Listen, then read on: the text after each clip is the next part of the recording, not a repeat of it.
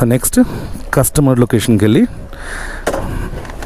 ఇది COD order, customer లొకేషన్కి వెళ్ళి ఐటమ్స్ ఇచ్చేసి వాళ్ళ క్యాష్ కలెక్ట్ చేసుకోవాలి.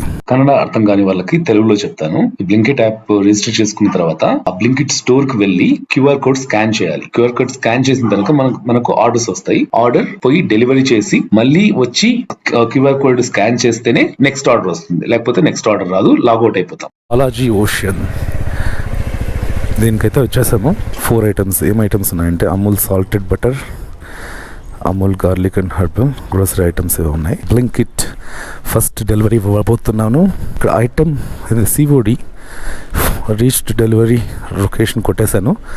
ఇప్పుడు కన్ఫర్మ్ కొట్టాలా.